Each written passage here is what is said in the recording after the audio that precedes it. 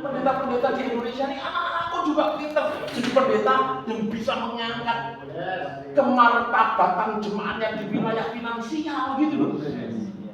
Masa pendeta gak ngerti apa-apa terus kalau Pak Bapak enggak tahu apa-apa, aku enggak tahu apa-apa, mati bareng ya. Jangan gitu, itu fatalis, itu mati bareng. Anda belajar kok. Wong YouTube itu gratisan kok. Kita bisa, oh gini ya, menjaga integritas duitnya gini. Supaya gak curang sama duit gini. Oh, laporan keuangan di gereja yang bagus dan penuh integritas begini. Itu ada di YouTube. Oh, investasi itu gini. Waduh, kayak bawa jemaatku kayak orang ngerti naruh duit di mana. Oh, masa ajari. Jadi kalau semua jemaat itu dicerdaskan finansial, gereja yang diuntungkan. Semua bukan tentang kita, supaya kerajaannya diluaskan. Karena keuangan kita bersama naik. Ini kan bukan tentang kita, jadi ingin kaya. Alkitab bilang kalau sedang ingin kaya, kamu akan jatuh dengan berbagai duka, kebinasaan, gancuran. Enggak. Kita diperkaya untuk kerajaan Bapa kita diuntungkan. Kalau jemaat semua naik dan makmur keuangannya, kan tetangga-tetangga gereja diuntungkan. Kita bisa menolong orang-orang miskin. Kayak saya ini, apa saya hidup bagi diri saya sendiri? Ki anak rohaniku ki ngerti hidupku. Aku keliling kemana-mana, aku kerja, aku berbisnis, uangnya mampir ke saya. Semua untuk pekerjaan misi.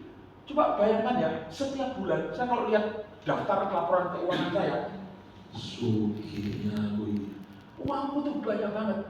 Tapi lewat kok untuk gaji semua jenderal-jenderal misi saya di lapangan, untuk proyek-proyek nasional, uangku aku nyandang secukupnya, supaya aku bisa memberkati pekerjaan Tuhan. Makanya aku bisnis, makanya aku kerja, supaya kalau aku khotbah nggak terima amplop. Masa ada aku khotbah terima amplop? Apa ceritanya itu? Aku malah pengen kalau bisa aku tinggalin amplop. Amin.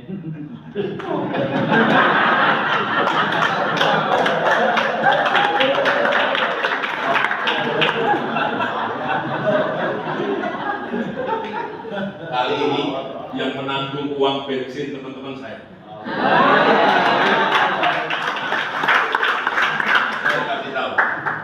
Apakah saya diberkaya oleh Tuhan atau saya pelit? No. Apakah diberkaya atau saya santai? No. Saya pekerja keras dalam misi. Apakah uang saya banyak atau saya hidup bagi diri saya sendiri? No. Saya lebih radikal dari sebelumnya. Apakah saya menolong orang semakin sedikit? No. Semakin tahun saya menolong orang semakin banyak. Tapi kalau saya tidak punya uang, saya nggak bisa tolong banyak orang. Saya nggak puas kalau tidak bisa berkhotbah. Saya bisa berkhotbah, saya dikurangi berkhotbah, tapi saya nggak puas kalau hidup hanya berkhotbah. Saya harus menolong orang pada kapasitas yang lebih jauh. Yes, teladan Pak Kecap. Dia menolong kita semua kan? Ya Pak Bedu, dia tolong kita juga. Gitu, hidup cuma sekali, dihabiskan untuk yang lain. Saya punya nilai cukup bagi diri sendiri, limpah untuk orang lain. Itu nilai saya. Yes, makanya saya jangan sungguh menaruhkan mahon dengan saya kerja supaya kerajaan maju. Oke? Nah itu yang kedua tadi, bergaul dengan orang-orang lebih sukses. Jadi naik motor, ke sini kayaknya konsumtif. Saya produktif karena ada terima pengetahuan, ada terima pipa pasti sini. Dan setelah mendengar saya ini, kiranya roh kiri dihajar berdirimu. Saya kembali fantasi yang ini, kiranya kemiskinan nggak menggelayut kiranya lebih berkaya dengan semua jalan-jalan yang baik. Yes. Dan yang ketiga adalah charity. Inilah dia, artinya kelihatannya konsumtif padahal produktif, yaitu apa? Amal. Makanya saya itu setiap ngasih malah saya diberkati. Amen. Saya kalau lihat laporan keuangan yang dibikin istriku tiap bulan hari, kasih ini, kasih itu, kepoyak itu, anakku jenderal misi, kasih kabeh yang lihat laporan di bojoku. Waduh, kok sugih temen kita itu. Banyak uangnya, tapi uangnya lewat. memberi lebih banyak ke kebahagiaan. Bojoku dandannya sederhana, bisa menor nggak bisa, tapi kami tidak mau bikin menor. Haleluya.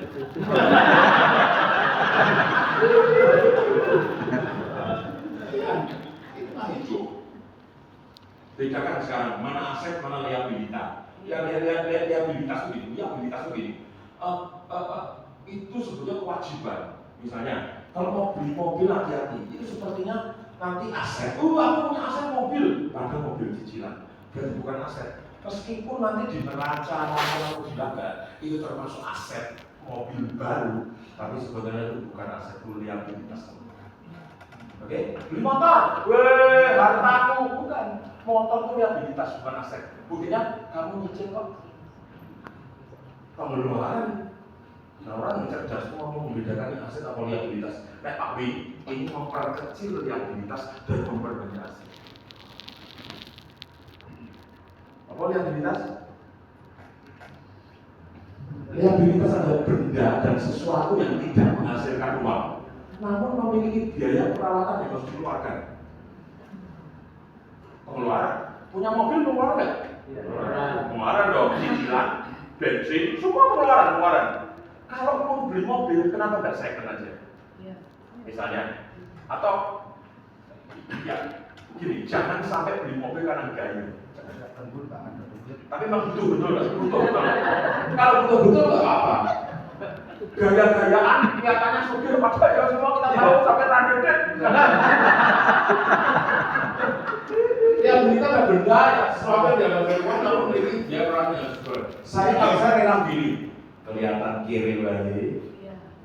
Yang sender ya. Biasa baik, khotbah orang pernah pakai jas, biasa. Tapi duitnya banyak. Mantap. Keren. Mantap. Buat apa? Buatan. Kalau aku sama bojoku memilih kelihatan miskin, tapi kami punya banyak harta. Inflasi. Aset apa aset? Aset adalah benda, barang, keterampilan yang bisa menjadi lebih banyak pendapatan. Nah, makanya hidup ini pilih mana? Pilih liabilitas atau pilih aset? Kalau saya memperkecil liabilitas, memperbanyak aset. Kalau pun ada liabilitas, itu yang ngirit, betul. Supaya sisanya untuk ditabung, dimasukkan bangun aset. Gitu. Oke?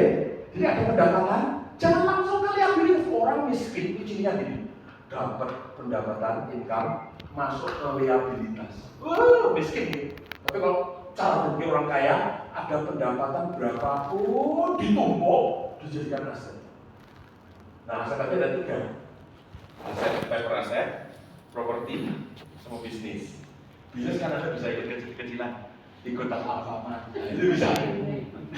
Duitnya cilik 500.000, melok lumayan, melok bangun Alfamart. Gopek cing, loh ya. Oke, jadi gitu. Intinya gini, kecerdasan finansial. Cari hikmat Allah supaya dapat penghasilan. Itu Tuhan urapi Anda, namanya ergon. Efesus 2 ayat 10. Tuhan memberikan Anda pekerjaan baik. Agathos ergon. Agathos ergon adalah gini. Kalau kamu kerjakan, orang lain dapat untung. Kalau orang lain dapat untung, kamu diuntungkan. Itu agathos ergon. Efesus 2 ayat 10. Semua kita punya agathos ergon. Kalau Pak Wim, agathos ergonnya itu konseling. Dan konseling sama pengusaha. Begitu konseling sama pengusaha, ya harus ini. Baik, jangan jadi pengusaha yang kayak gini. Kamu salah. Kamu sama istri begini, kamu sama duit begini, sama perusahaanmu kamu begini. Kamu nggak benar jadi pengusaha. Jadi pengusaha itu begini, telepon tutup, transfer 50 juta. Istriku jadi saksi. Setiap kali aku konseling, itu uangnya lebih besar daripada pendapatan aku di area lain. Karena setiap kali aku konseling pengusaha, kalau hatinya kena, aku nggak tahu mereka mengenal rekeningku dari mana. Karena aku kalau konseling nggak pernah buka tarik. Gila aku hamba Tuhan buka tarik. Tapi kenapa mereka tahu nomor rekeningku? Nah, beberapa kali aku konseling, ngeri itu, uangnya masuk itu gede banget. Nah, itu namanya Tuhan memberkati agathos ergon dikonversi jadi rupiah. Cara Tuhan memberkatimu itu selalu pakai agathos ergon. Kalau saya agathos ergonnya itu konseling dan berkorban, maka berkat datang setelah saya berkorban. Nah, waktu penghasilan masuk, jangan lari ke liabilitas.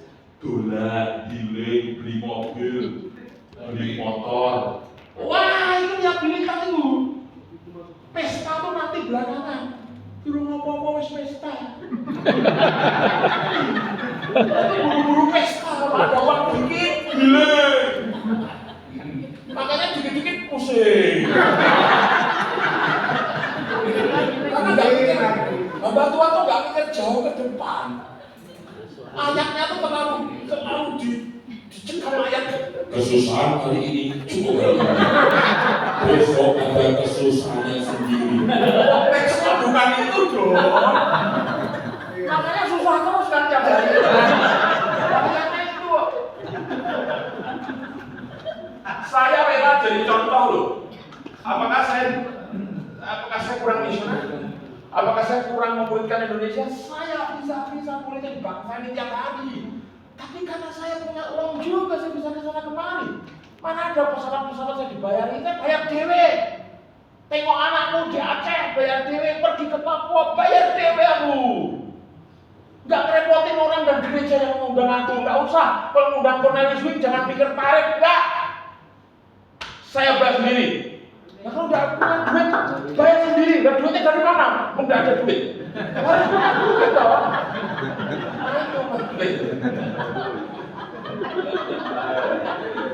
Aku nih bicara sama Anda semua kayak di keluarga gue sendiri loh. Enak gitu ngomong tuh kayak sama sedulur, nggak ada beban. Bahwa Anda punya beban keuangan, iya sih.